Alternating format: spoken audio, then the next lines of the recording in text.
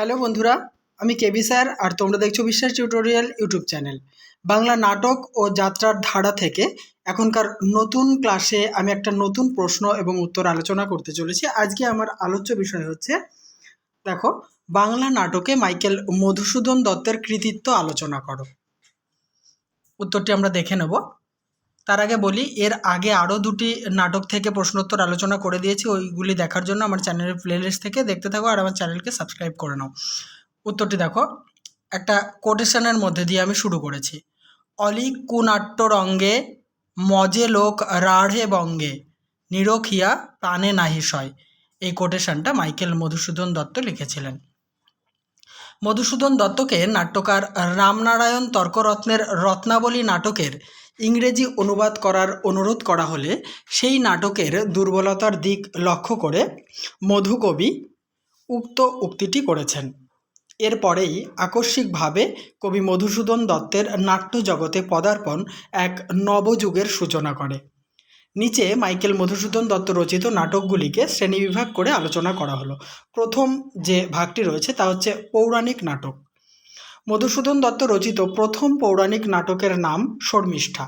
এটি 1859 খ্রিস্টাব্দে প্রকাশিত হয়। মহাভারতের আদি পর্বের অন্তর্ভুক্ত শর্মিষ্ঠা দেবযানী ও যযাতির কাহিনী থেকে নেওয়া এই নাটক রচনায় কালিদাসের শকুন্তলার প্রভাব লক্ষ্য করা যায়। 1860 খ্রিস্টাব্দে প্রকাশিত মধুসূদনের অপর একটি পৌরাণিক নাটকের নাম পদ্মাবতী। এই নাটকটি গ্রিক পুরাণের প্রসিদ্ধ গল্প অ্যাপেল অফ ডিসকর্ড অবলম্বনে রচিত হয়। এছাড়া মহাভারতের উপাখ্যান অবলম্বনে মধুসূদন দত্ত সুভদ্রা নামে আরেকটি পৌরাণিক নাটক রচনা করেন, যদিও এটি তিনি শেষ করতে পারেননি। পরের পয়েন্ট, ঐতিহাসিক নাটক। মধুসূদন দত্ত রচিত শ্রেষ্ঠ ঐতিহাসিক নাটকটির নাম কৃষ্ণকুমারী। এটি 1861 খ্রিস্টাব্দে প্রকাশিত হয়।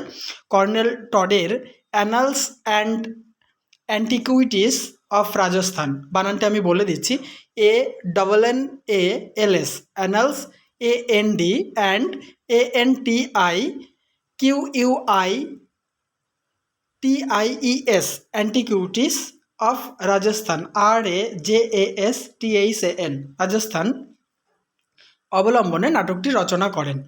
এই নাটকে রাজস্থানের ঐতিহাসিক ও কিংবদন্তিমূলক রাজপুত জাতির শৌর্য বীর্যের কাহিনী তুলে ধরা হয়েছে। এটি বাংলায় রচিত প্রথম ঐতিহাসিক নাটক ও বাংলা ভাষার প্রথম সার্থক ট্র্যাজেডি। বন্ধুরা, এক্ষেত্রে বলে রাখি যে আমি কিন্তু এক একটা নাটকের নাট্যকার হিসাবে পুরো সম্পূর্ণ অংশটা আলোচনা করেছি। যদি তোমাদের ওইভাবে দেয় তোমরা 100% উপকৃত হবেই। আবার যদি বলে যে মাইকেল মধুসূদন দত্তের ঐতিহাসিক নাটক এবং পৌরাণিক নাটকগুলি সম্পর্কে আলোচনা করো, তাহলেও কিন্তু তোমরা এর মধ্যে থেকে লিখে আসতে পারবে। ঠিক আছে, বিভিন্ন রকমভাবে ঘুরিয়ে প্রশ্ন দিতেই পারে। গ নম্বরটি দেখো, প্রহসন। 1860 খ্রিস্টাব্দে প্রকাশিত হয় মধুসূদন দত্তের একেই কি বলে সভ্যতা নামক প্রহসনটি।